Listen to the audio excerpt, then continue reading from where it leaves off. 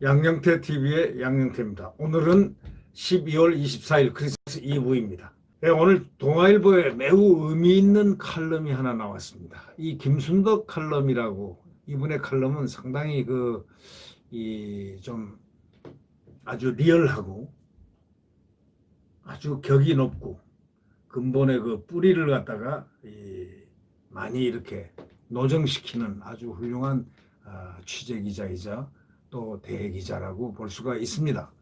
이 김순덕 칼럼이 오늘 저에게 매력을 준 이유는 그 제목이었습니다. 2020년은 문재인 정부가 대한민국 국민의 자유를 빼앗은 해다. 거창합니다.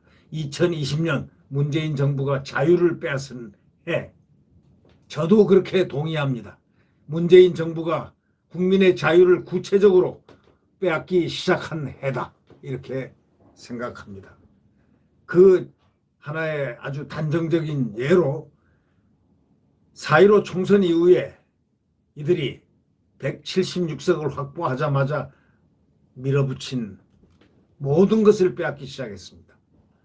밀어붙여놓고 모든 걸 빼앗기 시작하다. 빼앗긴 것은 무엇이냐? 국회를, 입법부를 빼앗겼습니다. 입법부는 국민의 입법부죠. 빼앗겼습니다. 완전히 빼앗겼습니다. 무엇을 빼앗겼습니까? 자, 야권이 국회 상임위원장 자리도 하나도 없습니다. 표차는 분명히 8%밖에 나지 않았는데 왜 이런 현상이 일어납니까? 이것은 운동권들의 그 입법 독재가 시작됐다는 바로 그것을 의미하죠. 이제 국민들이 자성하기 시작했습니다. 이제 알기 시작했습니다.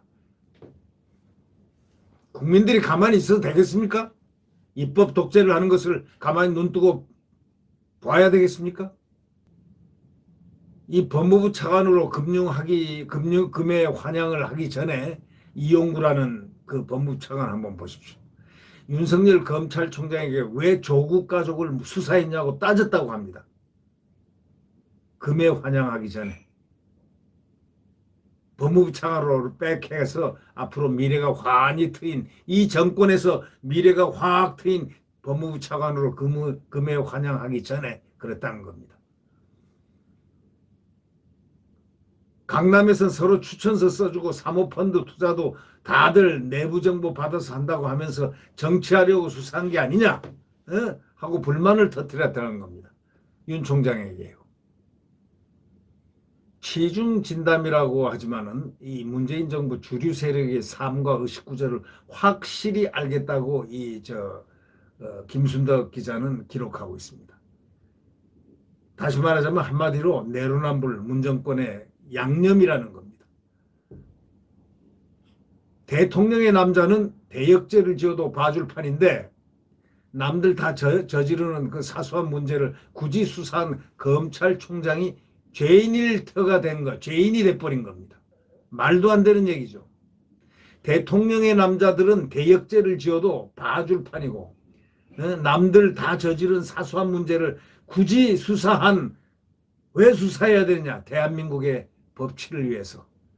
그 수사한 검찰총장은 죄인이 되는 이런 세상, 이게 정당한 세상은 아니죠. 어저께 중앙지법의 그 임정혁 판사의 그 판결은 너무나 멋들어졌습니다. 어제 딸의 표창장 등을 위조한 조국의 부인에게 징역 4년을 선고하고 그뿐이 아닙니다. 벌금도 수억을 갖다가 매겼습니다. 그리고 정권과 상관없이 나쁜 짓을 하면은 벌 받는다는 대한민국 사법부의 정의를 확인해줬다고 생각합니다. 이 사법부의 경의를 표할 수밖에 없죠. 네. 이 집권 세력이는 벌써 그 재판부 공격에 들어갔습니다. 어저께 김용민, 김남국 등 그 활동가들 있지 않습니까? 정권 보위 활동가들, 이들이 벌써부터 엄청난 비판을 쏟아내고 윤석열 총장을 향해서 김용민은 공격했습니다. 또 김남국 등등 여권이 집중적으로 재판부 공격에 들어갔습니다. 참 이 정권의 국회의원들 보면 끈질긴 동지에 이권으로 뭉친 문정권한테는 하여튼 내로남불도 가볍겠지만 학술 용어로 선택적 법 집행은 가볍지 않다는 겁니다. 이 독재자들이 법률을 선별적으로 적용해가지고 내 편을 보호하고 남의 편은 처단한다고 어떻게 민주주의는 무너지는가라는 책은 거기다가 써놨다는 것을 김 기자는 얘기를 합니다. 민주주의는 어떻게 무너지는가? 아마 이거 하버드대 교수가 쓴 걸로 제가 기억을 하고 있는데요.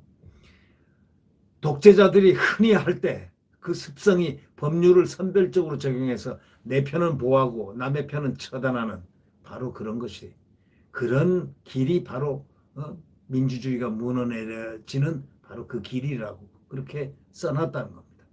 처벌될 걱정 없는 특권 계급이 생기고 나머지 국민은 처벌의 불확실성에 말과 생각과 행동의 자유를 뺏기는 악랄한 통치술입니다. 이게. 중국 국가주석 시진핑의 반부패 운동이 대표적이라고 송재윤 캐나다 맥마스터대 교수는 지적했습니다. 변호사 출신 문 대통령이 법의 테두리 안에서 국민의 자유를 박탈하는 법까지 만들면서 스텔스 독재를 한다는 것을 이제 적잖은 국민이 알고 있다고 김순덕 기자는 기염을 토하고 있습니다. 변호사 출신 문재인 대통령이 법의 테두리 안에서 국민의 자유를 박탈하는 법까지 만든다. 참 무서운 얘기입니다. 176석 가졌다고 바로 그냥 합법적이죠. 국민의 자유를 박탈하는 법까지 법의 테두리 안에서 국민의 자유를 박탈하는 법까지 만들면서 스텔스 독재를 한다는 것을 이제 적잖은 국민이 안다. 이렇게 기사의 흐름이 내려갑니다. 문정권의 내로남불, 선택적 법 집행, 사람 사는 상식을 의심케 합니다. 이런 것들이. 말도 안 되는 불의, 불공정에 분노하게 만들고 법과 제도에 대한 불신을 부추긴다는 점에서 어떤 폭정보다 지금 비인간적이라고 이 김순덕 기자는 맹렬하게 이 정권을 공격하고 있습니다. 이렇게 하여 민주주의와 진보와 인간에 대한 믿음을 추락시키고 이 나라를 도대체 어디로 끌고 갈까? 어디로 끌고 가고 있나? 라고 궁금하게 한다는 바로 이 미몽 같은 이 일이 지금 현실에서 나타나고 있다는 것입니다. 자, 한번 돌이켜 한번 생각해 보십시오. 2017년에 그 대선 직전에 문재인 대통령이 뭐라고 했습니까?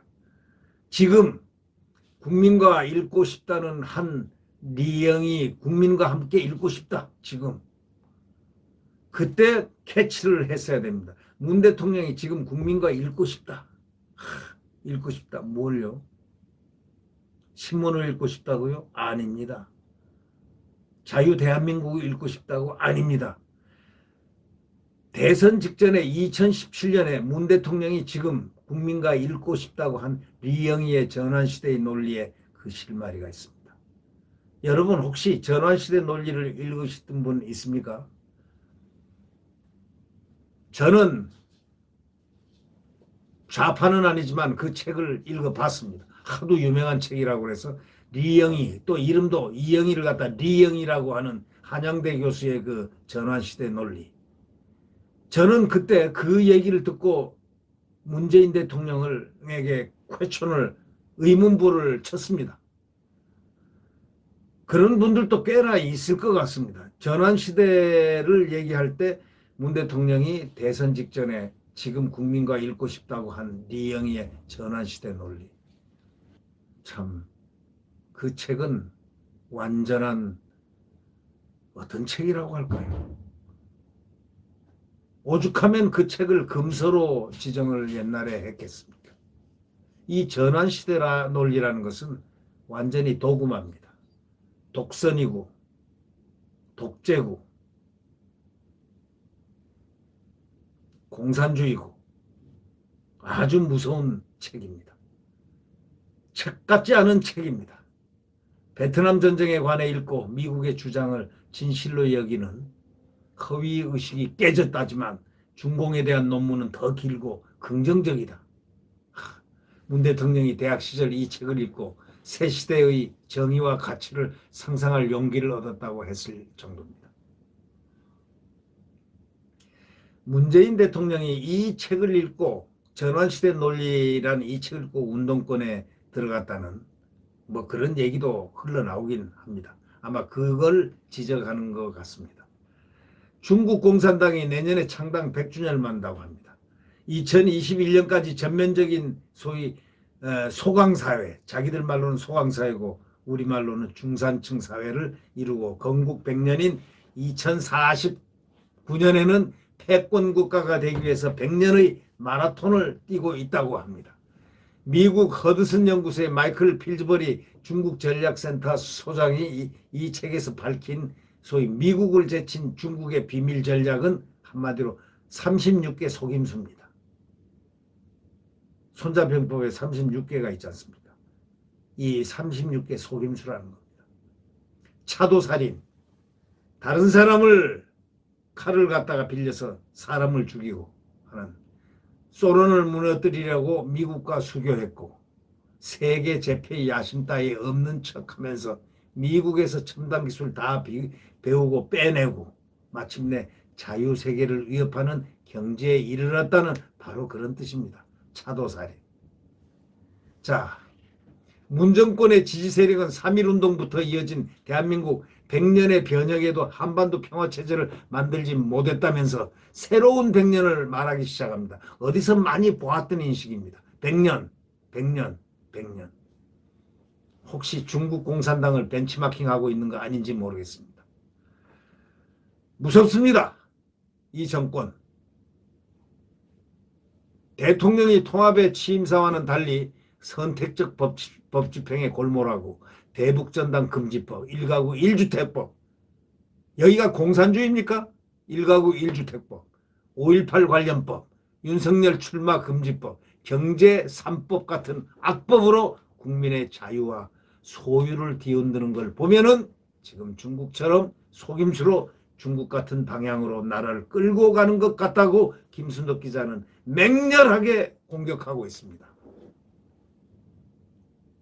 특히 코로나19를 기화로 해서 중국의 국가 자본주의로 달려가는 건 아주 지극히 위험하다고 합니다.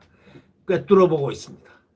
집권당 경제 브레인으로 K-뉴딜위원회 디지털 분과 단장을 맡은 홍성국 의원이라는 사람은 심지어 정부가 적극적으로 경제에 개입하는 소위 그 케인시안, 그 케인즈 경제학을 얘기하죠.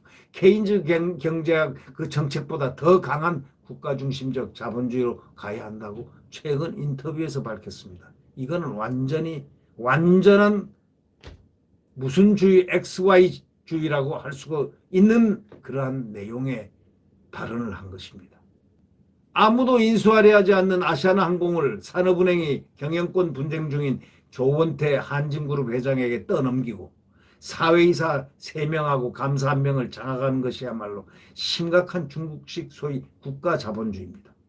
앞으로 이 중국의 엔트그룹처럼 정부의 눈밖에 났다고 증시상장이 막히는 일이 이제 자꾸 벌어질 수가 있습니다. 그나마 중국 공산당 엘리트는 능력주의로 평가되지만 그만한 능력도 없는 문정권이라고 매우 하찮게 공격하고 있습니다. 하찮은 소위 능력도 없는 문정권은 아예 중국은 그래도 중국 공산당 엘리트는 능력이라도 있지만 그만한 능력도 없는 문정권은 정말 하찮다 이거죠.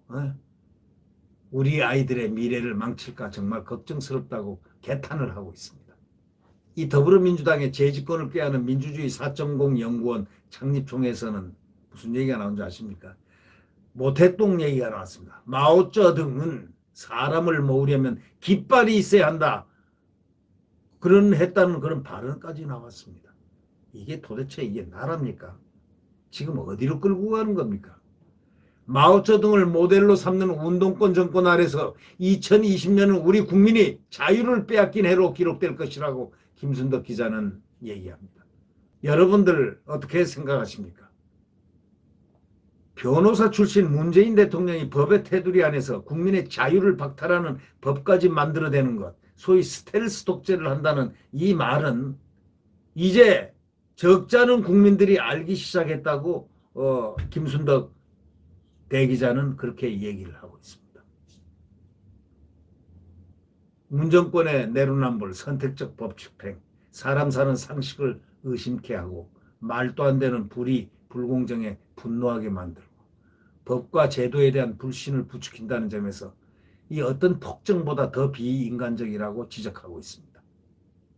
자, 어저께 조국 재판부에서 이런 의미에서 이번 재판의 의미는 상당히 크다고 하겠습니다. 또 오늘 열리는 소위 윤석열 징계위원, 징계법, 그 법을 갖다 멈춰달라는 소위 가처분 신청안, 이것을 홍순욱 재판장이 인용을 하리라고 저는 확신하고 싶습니다. 인용을 할 것이다. 왜?